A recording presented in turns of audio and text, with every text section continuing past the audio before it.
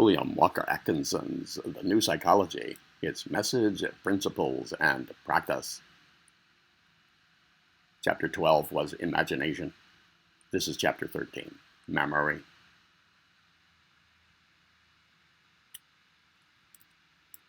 One of the most wonderful faculties of the mind, and one of the most useful, is that which we call memory. Strictly speaking, memory can scarcely be called a faculty of the mind. It is one of the mind's powers. The importance of memory may be realized when one considers that the entire education of the individual depends upon memory for its virtue and efficacy. Without memory, experience would teach the mind nothing, and each act would be new every time it was performed. Each object new every time it was seen. In short, the mind of man would always remain as the mind of the very young child, and advancement would be impossible. There was a close relationship between the memory of the individual and the inherited instincts of the race, the latter being manifestations of race memory analogous to the dimly remembered experiences of days past. Psychologists do not attempt to define memory. It remains a mystery. But the new psychology teaches that it is a function of the subconscious region of the mind. As we have seen, the subconscious region is a great storehouse in which are stored all sorts of mental impressions in great variety.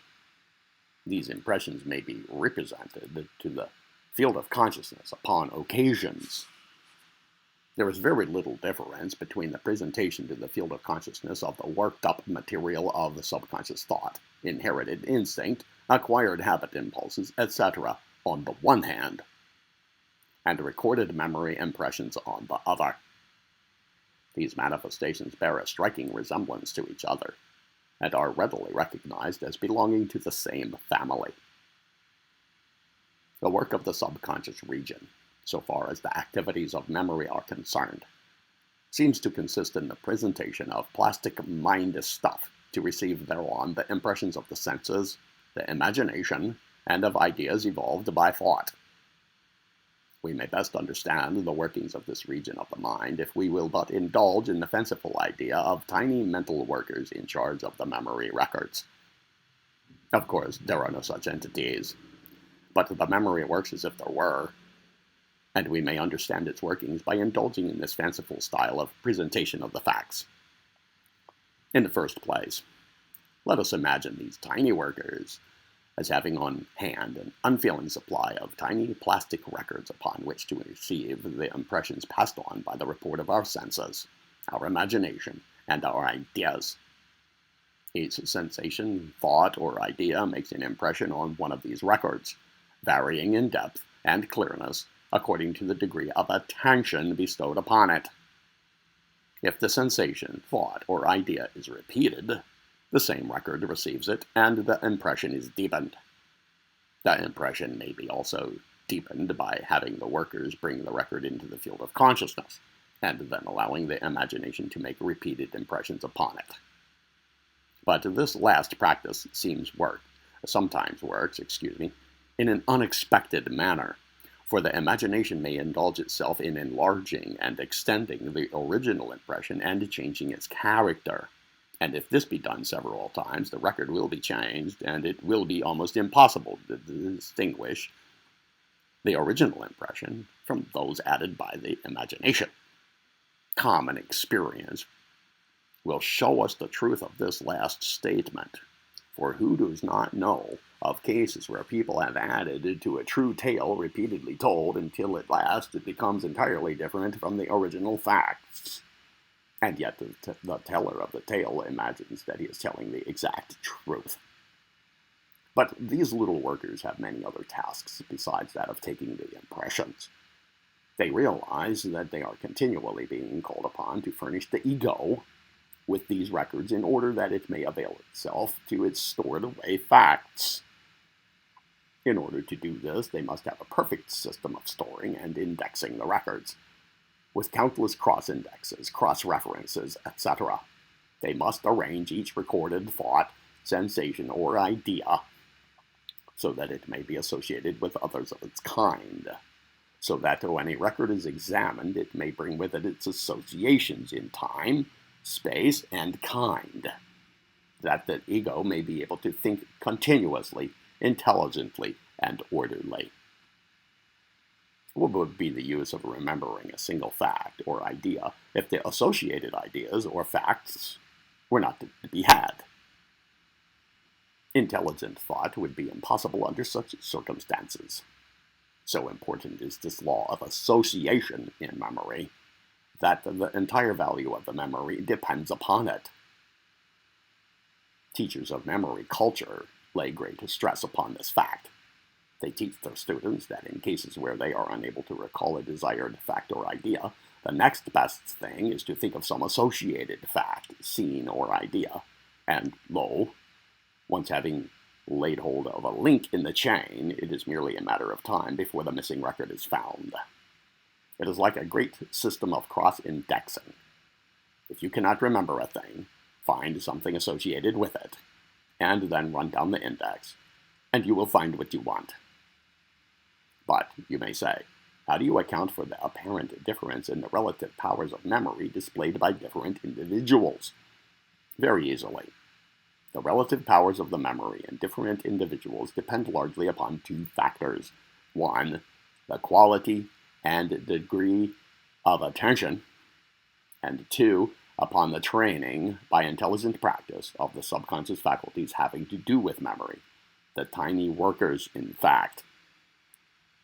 You will see by reference to the preceding chapter on attention that the degree of a mental impression depends largely upon that faculty. Attention regulates the degree of depth and clearness of the impression upon the records of the memory.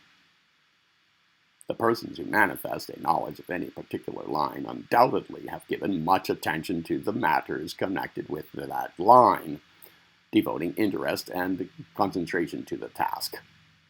Upon other lines, possessing little or no interest to them, they have bestowed but little attention, and the result is that their records are shallow and imperfect. The records, like that of a phonograph, merely bear the impressions placed upon them, and are true in quality and degree to the original. Attention is the phonographic needle of the memory. A teacher of memory culture must first teach the cultivation of attention, for otherwise the memory teaching will be of no avail. For unless the original impressions be clear, the reproduction cannot be clear.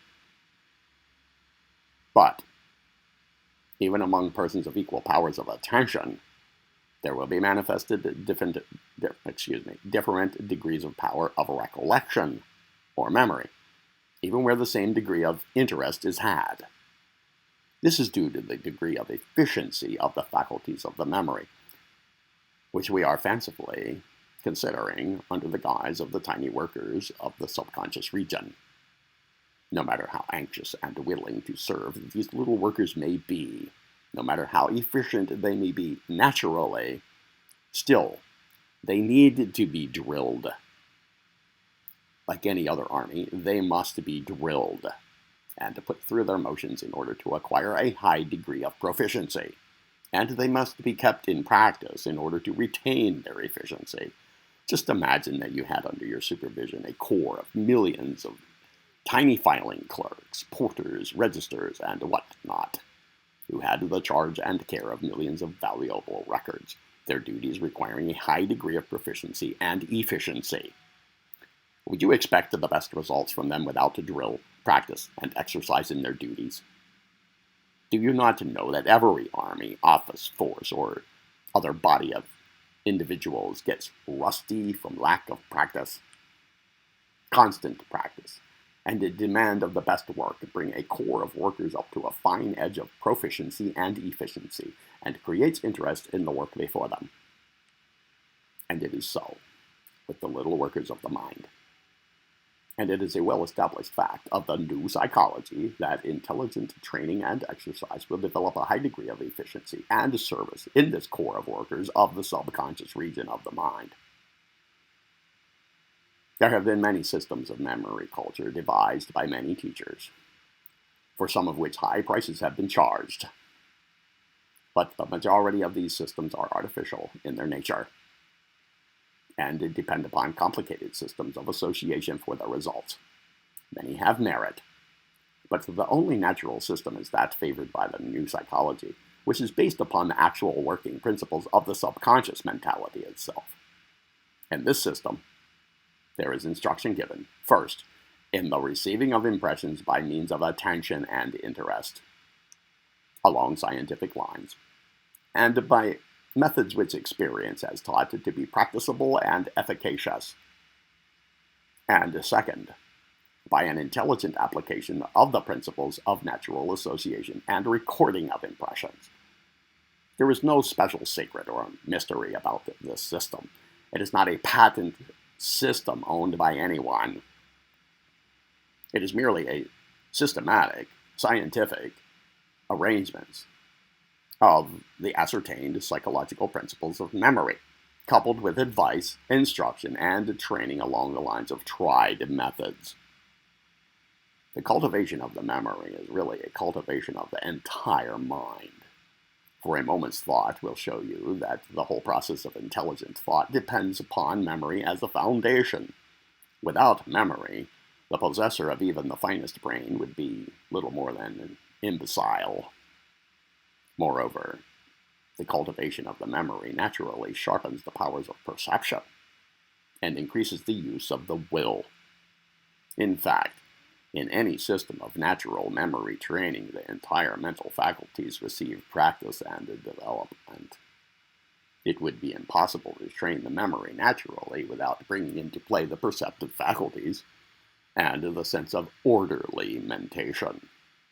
And when this is considered and recognized, does it not seem almost a crime against the race that our schools pay no attention whatsoever, in the great majority of cases, to the training and cultivation of this important faculty of the mind?